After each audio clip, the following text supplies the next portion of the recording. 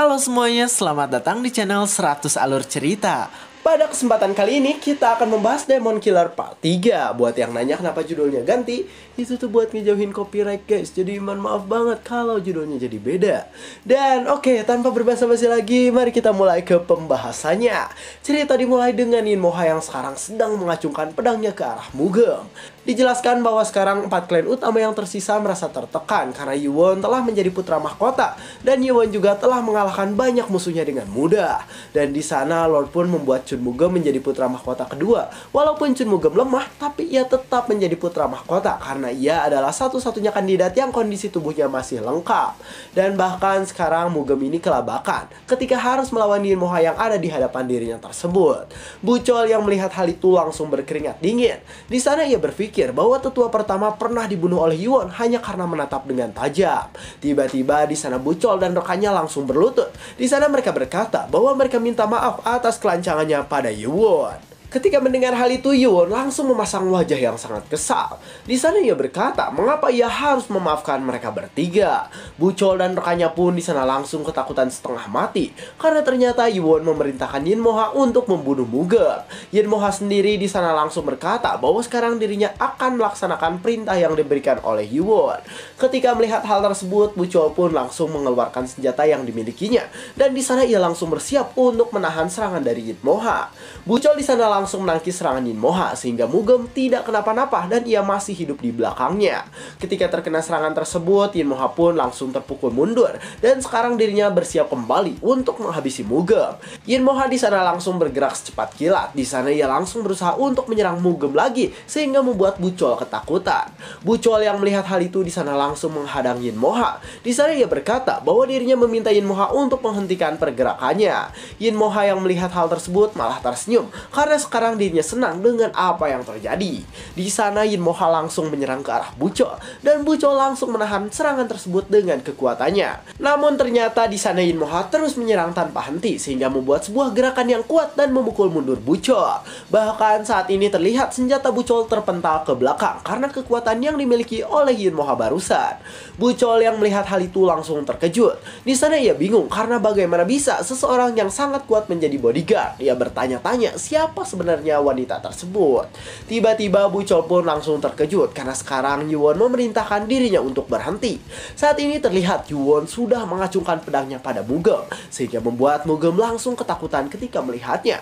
Yuwon di sana menatap dengan kesal. Ia berkata bahwa perkataannya tadi tidak dihiraukan, jadi ia akan menghabisi Mugem sendiri.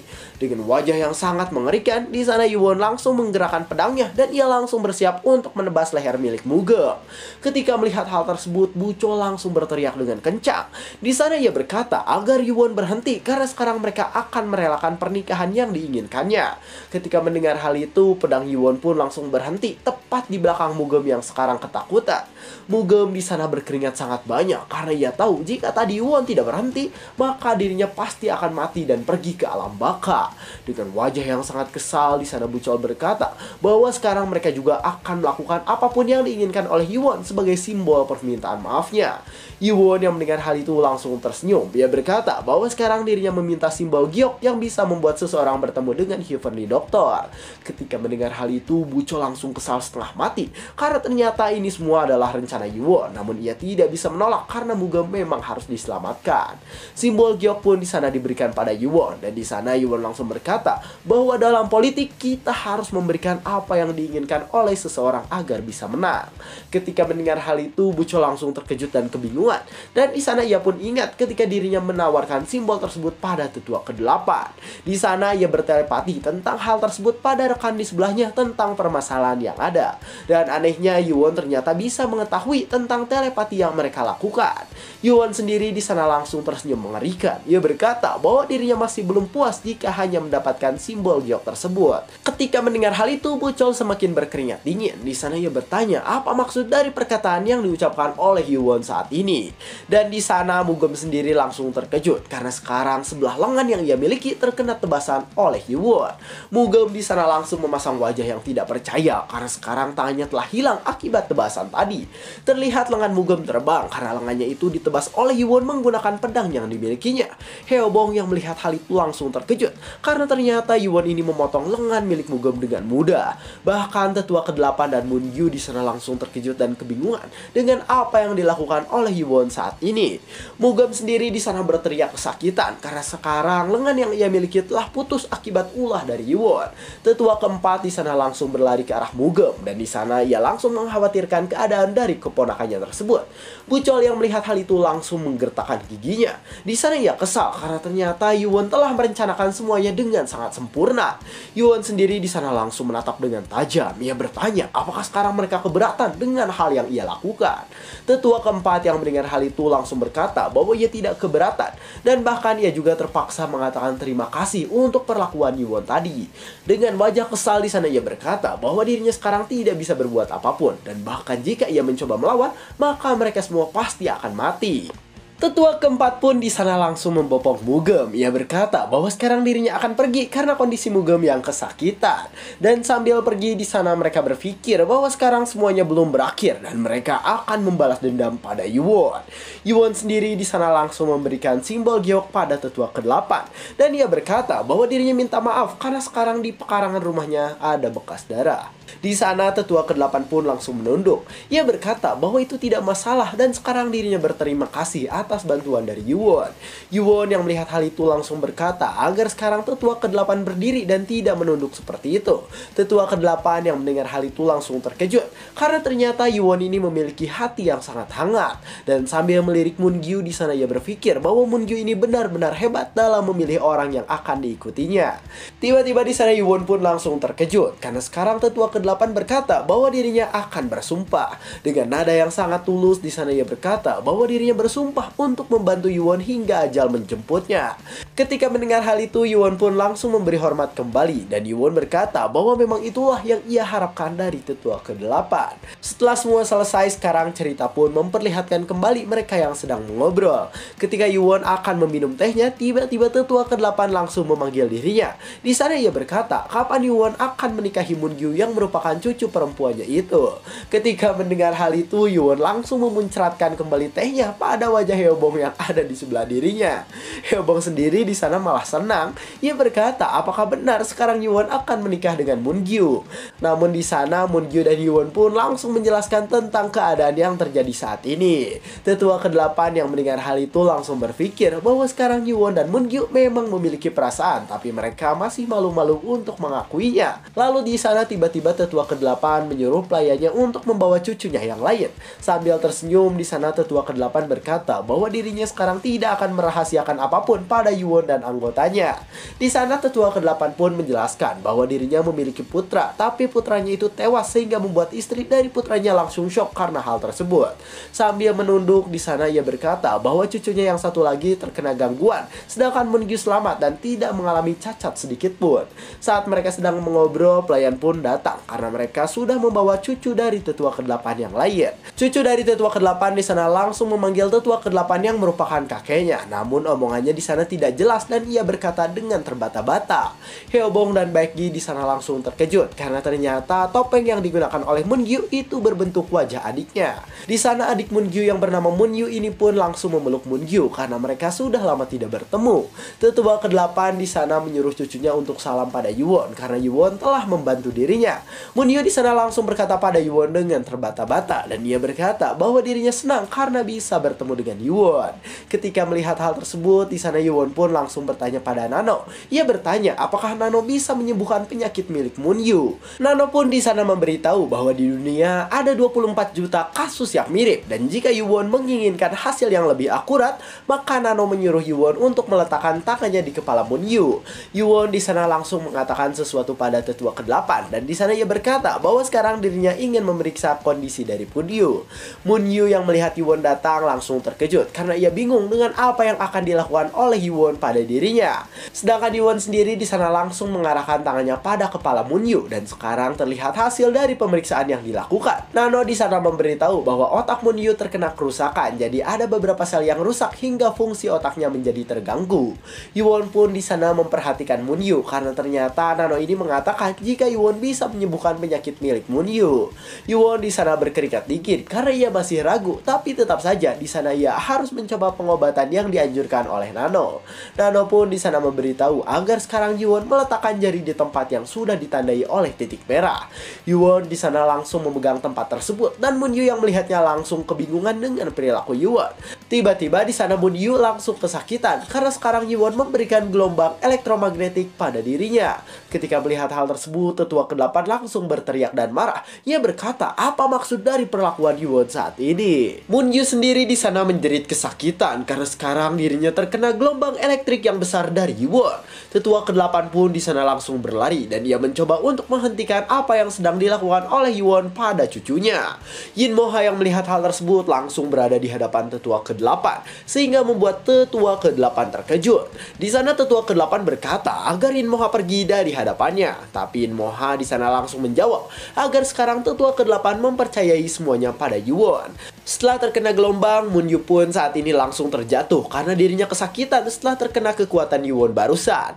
Tetua ke-8 yang melihat hal tersebut langsung berlari ke arah Moon Yu karena ia khawatir dengan keadaan cucunya tersebut. Dengan nada yang cukup kesal di sana tetua ke-8 bertanya tentang apa yang sudah dilakukan Yuwon barusan.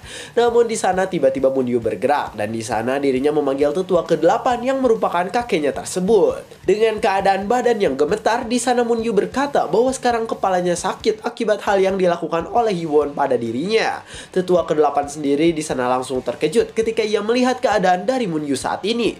Di sana ia melihat jika mata Moon Yu sekarang fokus layaknya orang normal biasanya. Ketika melihat hal tersebut, tetua ke-8 pun langsung memeluk Moon Yu dengan erat sehingga membuat Moon Yu sedikit kesakitan. Sedangkan Baekgi dan Hyeobong di sana langsung terkejut. Di sana mereka berkata bahwa Yuwon ini benar-benar orang yang hebat. Baekgi sendiri di sana menatap Yuwon dari kejauhan. Ia berkata bahwa Yuwon ini bisa segalanya dan bahkan bisa melakukan hal-hal yang sulit dilakukan. 2 jam kemudian, Yuwon dan yang lainnya pun sekarang pergi dari kediaman klan Dark Dragon Palm. Terlihat Yuwon saat ini memperhatikan simbol giok yang bisa membuat seseorang bertemu dengan Heavenly Doctor. Ternyata tetua ke-8 menyuruh Yuwon untuk mengambil giok tersebut karena cucunya sekarang sudah sembuh dan bisa dirawat oleh Yuwon. Di sana terlihat sekarang Moon Yu sedang ikut dengan kakaknya dan dia akan ditempatkan di klan Flying Phantom bersama dengan Hwan Yi. Yuwon sendiri saat ini memperhatikan Moon Yu yang ada di hadapan dirinya tersebut. Yuwon ingat kembali ketika Moon Yu mengaku sebagai kekasihnya sehingga membuat Yuwon terkejut dan jedak-jeduk. Yuwon di sana memegang dadanya yang berdetak kencang dan sambil memperhatikan Moon Yu di sana ia berpikir apakah Moon Yu ini adalah sebatas bawahan atau memang mereka saling menyimpan rasa. Cerita pun saat ini berganti kembali ke ruang tamu di klan Flying Phantom. Yuwon di sana datang dengan Hyeobong dan saat ini dirinya bingung dengan keadaan yang terjadi di tempat Hwan Yi. Di sana terlihat Hwan Yi sedang bersama dengan orang yang menyamar sebagai Yin Moha dan bahkan di sana Hwan Yi sendiri terkejut dengan apa yang dirinya lihat saat ini. Di sana ia pun menertawakan Moon Yu yang dimana sekarang Moon Yu ini telah membuka topeng yang selalu digunakan oleh dirinya. Hwan Yi di sana langsung memberi hormat pada Yuwon. Di sana ia berkata bahwa klan Dark Dragon Palm yang bergabung akan menjadi kekuatan besar bagi mereka. Ketika mendengar hal itu, Yuwon pun langsung tersenyum dan ia bertanya tentang perkembangan yang terjadi pada Hwan Yi dan yang lainnya. Hwan Yi langsung menunduk dan minta maaf. Ia berkata bahwa saat ia pergi ke klan pedang halusinasi, di sana sudah ada tamu, jadi mereka tidak bisa bertemu dengan tetuanya. Hwan Yi sendiri di sana tiba-tiba terkejut karena ternyata Yuwon tahu tentang orang yang datang pada tetua klan pedang halusinasi. Yuwon di sana langsung menatap dengan tajam karena ternyata klan Sword dan klan Sound lah yang datang ke klan pedang halusinasi.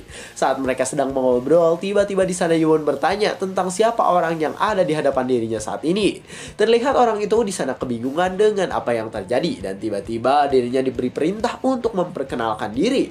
Ia pun langsung memperkenalkan dirinya. Ia berkata bahwa ia adalah nomor 24 dari klan Flying Panther. Dan tiba-tiba di sana orang itu membuat Yin Moha terkejut. Ia berkata bahwa sekarang di klan Yin Moha ada seorang penyusup. Yin Moha di sana bertanya apakah penyusupnya dari klan Sword. Dan nomor 24 langsung menjawab bahwa jawaban dari Yin Moha salah. Di sana terlihat 2 jam sebelum kejadian tersebut berlangsung dan saat itu memperlihatkan nomor 24 yang terkejut karena dirinya mendapatkan telepati dari seseorang. Nomor 24 yang menyamar jadi Yin Moha di sana langsung berlari keluar dan ia mencoba untuk mengecek orang yang memberikan telepati tersebut. Namun sayangnya di sana tidak ada siapa-siapa dan tempatnya sangatlah sepi. Tapi tiba-tiba tiba-tiba ia terkejut kembali karena sekarang ada telepati yang datang pada dirinya. Dan orang yang bertelepati berkata agar sekarang Yin Moha bertingkah biasa saja. Nomor 24 di sana langsung berlari mencari suara tersebut. Sedangkan suara itu memberitahu bahwa pertemuan mereka akan dimajukan 10 hari lebih awal. Sayangnya di sana nomor 24 kehilangan jejak dan ia tidak menemukan orang yang telah memberikan telepati pada dirinya tersebut. Setelah semua itu selesai, terlihat saat ini ketua klan Sword yaitu Bongi sedang menunggu di tempat yang sudah ditentukan. Sedangkan Yin Moha yang melihat Bongi langsung memalingkan wajahnya. Di sana ia mengatakan bahwa dirinya tidak ingin melihat keturunan pengkhianat yang tidak tahu malu. Bongi yang melihat hal itu langsung tersenyum kecil. Di sana ia berkata bahwa nanti teknik Sword Demon akan menjadi miliknya. Saat mereka sedang mengobrol, tiba-tiba ada orang yang datang dan di sana orang itu berkata bahwa dirinya senang karena mereka berdua telah datang. Yin Moha yang melihat orang itu di sana langsung berpikir bahwa kekuatan orang tersebut sangatlah hebat sehingga ia yang sudah mencapai tingkat Grandmaster sempurna merasa tertekan. Orang itu menggunakan topeng dan di sana ia langsung berbicara pada mereka. Tapi tiba-tiba di sana Bongi langsung menunduk ke arahnya. Ketika melihat hal tersebut, orang itu langsung terkejut dan kebingungan. Ia bertanya apa yang sedang dilakukan oleh Bongi saat ini. Namun Bongi di sana langsung berkata bahwa sekarang dirinya memberi hormat pada Great Lord yang ada di dalam kultus. Bongi ingat ketika ia pertama kali melihat gerakan si manusia bertopeng. Ia berpikir bahwa manusia topeng itu adalah Lord yang sekarang memimpin kultus iblis. Sambil tersenyum kecil, Bongi berpikir bahwa orang itu bisa masuk dan keluar dari kultus dengan mudah, jadi dia pastilah Lord. Namun di sana orang itu langsung memejamkan matanya. Ia berkata bahwa apa yang dikatakan oleh Bongi saat ini adalah sebuah kesalahan. Tapi tiba-tiba di sana orang bertopeng bertanya tentang siapa orang yang sekarang datang pada pertemuan mereka bertiga. Dengan mata yang sangat tajam, di sana orang bertopeng berkata tentang siapa orang yang telah melanggar janji untuk tidak datang dengan siapapun. Bongi di sana tidak mengerti, sedangkan orang bertopeng di sana langsung memberikan sebuah serangan ke arah yang ia anggap ada orang lain. Orang yang sedang bersembunyi di sana langsung menghindar ketika diberikan serangan kuat oleh orang bertopeng. Bongi yang melihat orang itu muncul langsung terkejut dan kebingungan karena bagaimana bisa ada seseorang yang mengikuti pertemuan tersebut. Terlihat orang yang mengintai adalah Yuon dan di sana Yuon muncul dengan keadaan yang cukup kaget. Yuon sendiri di sana langsung tersenyum kecil. Ia berpikir bahwa dirinya sudah bersembunyi dengan baik, tapi ternyata akhirnya ia ketahuan juga. Bongi sendiri di sana langsung marah pada Yin Moha. Ia berkata bahwa berani sekali Yin Moha melanggar perjanjian yang berlaku. Bongi pun di sana langsung menunduk pada manusia topeng yang ia anggap sebagai Lord. Ia berkata bahwa itu bukan kesalahannya. Sambil menunduk ke arah orang bertopeng, di sana Bongi berkata bahwa dirinya sudah menepati janji. Jadi dirinya ingin diajarkan teknik Sword Demon. Namun orang bertopeng itu langsung berkata bahwa semuanya sudah terlambat karena sekarang salah satu dari mereka telah melanggar perjanjian yang ada. Orang bertopeng di sana langsung pergi dengan cepat, sedangkan Bongi di sana langsung memanggil dan mencoba mengikutinya. Dengan cepat di sana Bongi langsung berlari ke arahnya dan di sana ia berkata agar sekarang orang bertopeng itu menunggu dirinya. Saat Bongi akan mengikutinya, tiba-tiba Yin Moha langsung muncul. Ia berkata bahwa dirinya tidak mengizinkan Bongi untuk pergi dari sana. Ketika melihat Yin Moha seperti itu, Bongi pun langsung marah dan di sana ia langsung bersiap untuk menyerang ke arah Yin Moha. Yin Moha yang melihat hal tersebut langsung tersenyum karena sekarang Bongi sedang menunjukkan sikap asli yang dimiliki oleh dirinya. Bongi di sana menyerang dengan cepat dan Yin Moha yang melihat serangan Bongi langsung menahan semua serangannya. Bongi di sana langsung berkeringat dingin karena ia tidak menyangka jika sekarang Yin Moha menjadi lebih kuat dari sebelumnya. Dan cerita pun bersambung. Anjay, bakal jadi pertarungan seru antara Yuon versus orang bertopeng sama kayaknya Bongi lawan Yin Moha. Dan ya, untuk pelajaran yang bisa diambil dari cerita kali ini ya jangan naif ya guys, kita bantai-bantai saja kayak MC gitu kan. Saya 100 alur cerita, jangan lupa like, comment, subscribe, dan share ke teman-temannya. Terima kasih telah menonton sampai akhir dan sampai jumpa di kesempatan berikutnya.